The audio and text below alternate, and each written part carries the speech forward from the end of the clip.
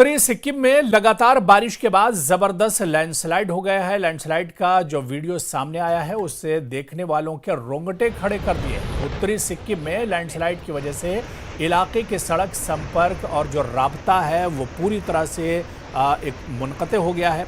पहाड़ों से मलबा सड़क पर गिरने की वजह से ट्रैफिक पूरी तरह ठप हो गया है। राहत की बात यह है कि किसी के हताहत हो रही है, किसी जानी नुकसान की खबर नहीं है। आप ये देखिए किस तरह से मलबा पहाड़ी का बल्कि एक पूरा हिस्सा एक तरह से लुढ़क कर नीचे चला गया है, खिसक कर नीचे चला गया है। गनीमत यह रही कि उस वक्त रास्ते में कोई मौजूद नहीं था, वरना बड़ा हादसा पेश आ सकता था।